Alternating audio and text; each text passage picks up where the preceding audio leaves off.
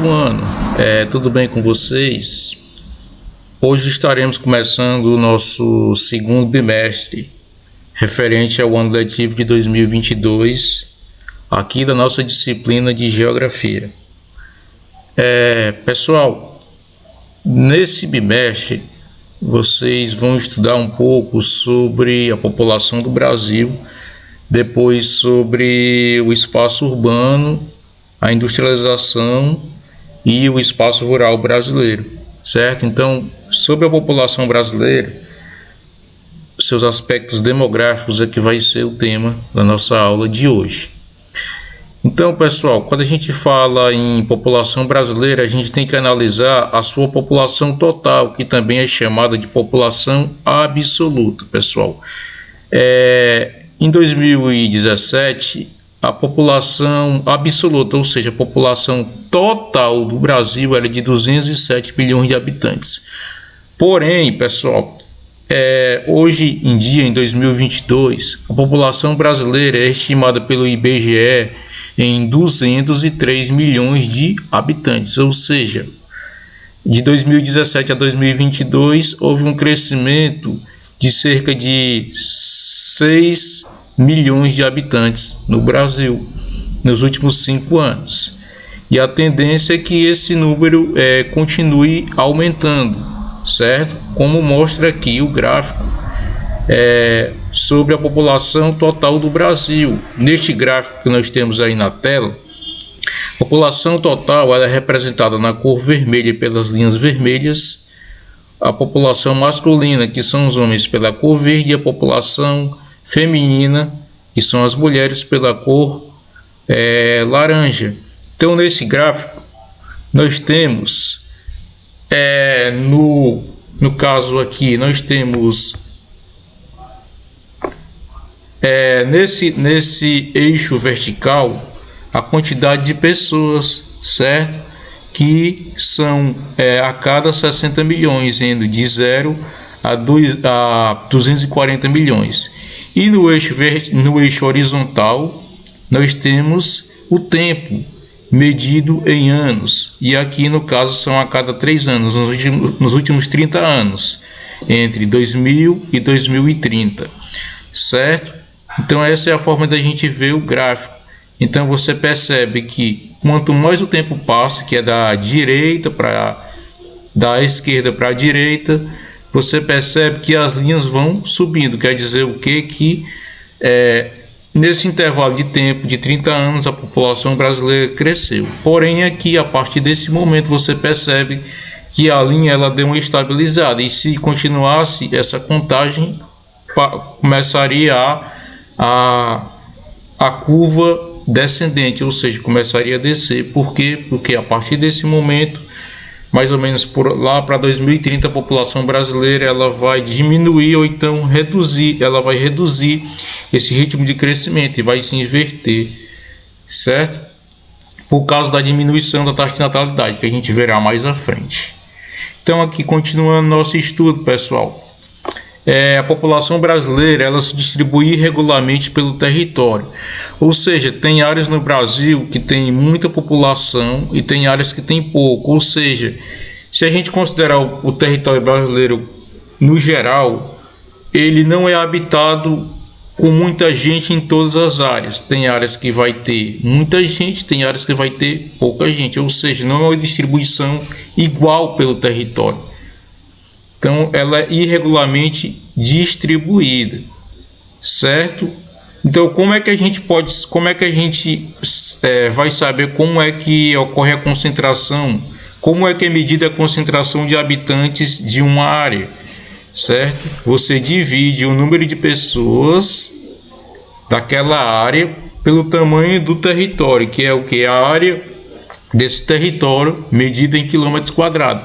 Então, para você saber a concentração de pessoas, você faz o cálculo, pega a quantidade de habitantes desse lugar, de pessoas, e divide pelo tamanho da área em quilômetros quadrados.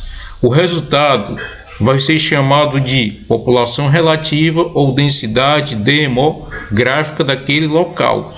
Ou seja, não confundam população absoluta que é a população total, que no caso no Brasil hoje são 213 milhões de habitantes, pela chamada população relativa ou densidade demográfica. Então, relembrando, população absoluta é a quantidade total de habitantes em uma área.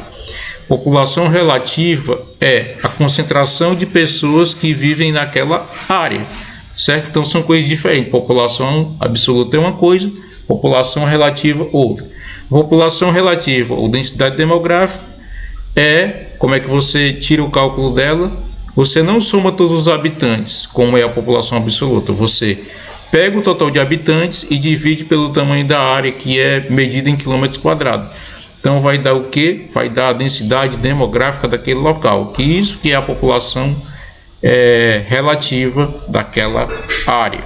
Certo? Então vamos ver como é que isso ocorre no território brasileiro. Certo? Então como é que funciona a densidade demográfica no Brasil? O Brasil é considerado um país de baixa densidade demográfica, são que cerca de 24 habitantes por quilômetro quadrado. Lembrem-se que o Brasil ele tem cerca de 8 milhões e meio de quilômetros, 8 milhões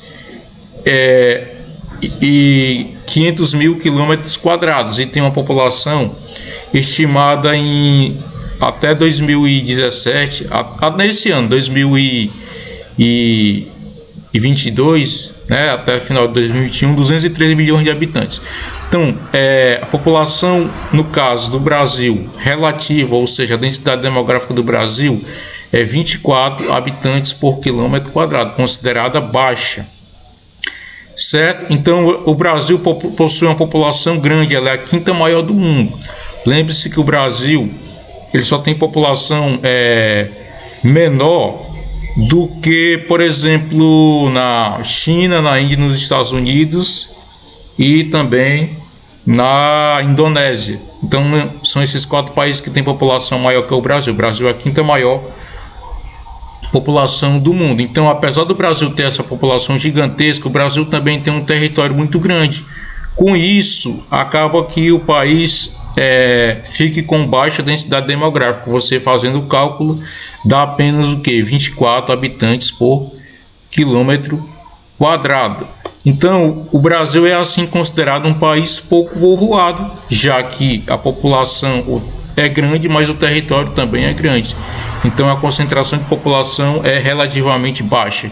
Por isso, o Brasil é um país considerado pouco povoado.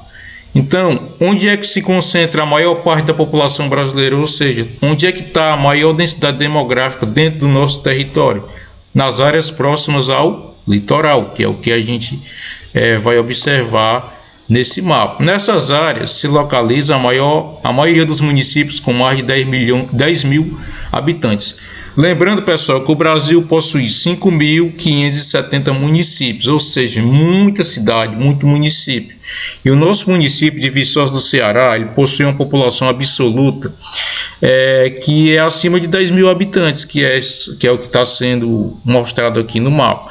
Certo? Então, Viçosa possui uma população, na última contagem populacional, 2021, final do ano passado, Viçosa ela tinha pouco mais de 61 mil habitantes, ou seja, maior do que 10 mil. Então, a gente pode observar que Viçosa é uma dessas cidades que está sendo, municípios que está sendo retratado aqui no mapa. Então, aqui ele está mostrando dentro do Brasil onde é que tem os municípios que têm população superior a 10 mil habitantes, certo? Então, observando esse mapa aqui, com a população, com municípios com população maior do que 10 mil habitantes, você percebe que elas estão representadas na cor vermelha, certo? No mapa. Observe que a maior parte desses municípios com acima de 10 mil habitantes se localizam em áreas próximas ao litoral, certo? Você percebe que fica aqui próximo ao Oceano Atlântico, próximo ao litoral. E à medida que você vai para o interior ou para o sentido oeste, dali da Amazônia, do centro-oeste, você percebe que diminui bastante a quantidade de municípios que têm população acima de 10 mil habitantes, ou seja, a maior parte da população brasileira, de acordo com esse mapa, ela se localiza, ela se concentra nas áreas próximas ao litoral.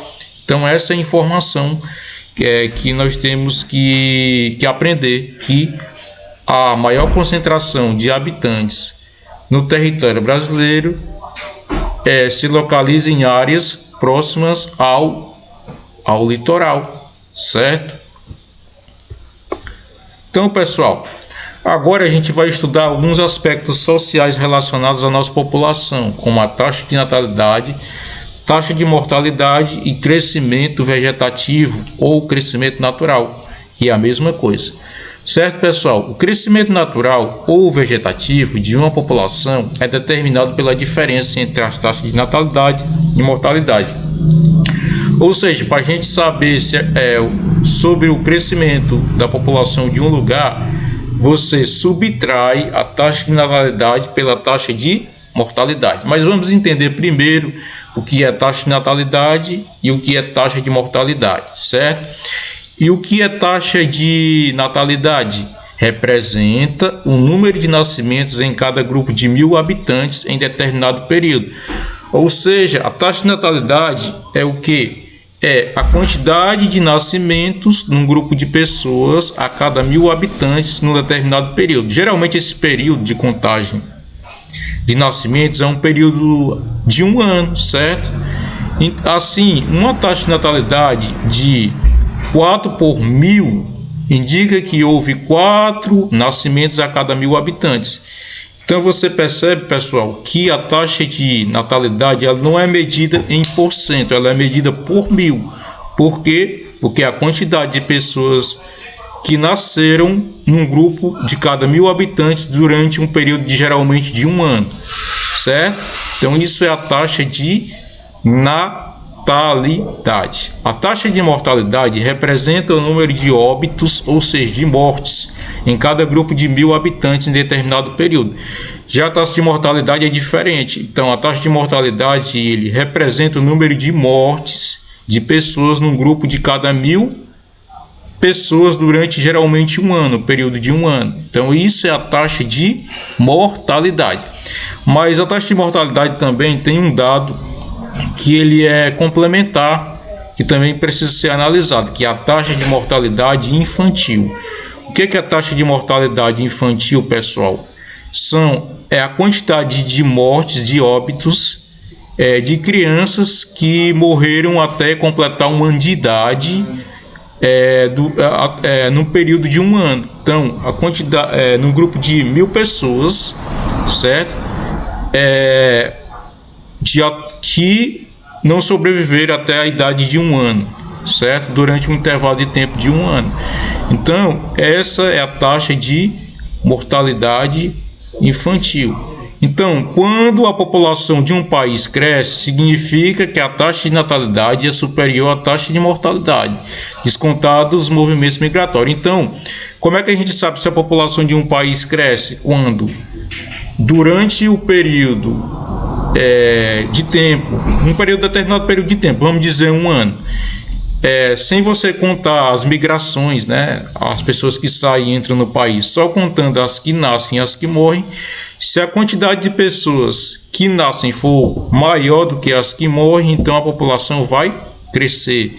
Se a quantidade de mortes for maior do que a quantidade de nascimentos, a população vai diminuir. Isso sem contar as migrações, certo? Só contando as que nascem e as que morrem.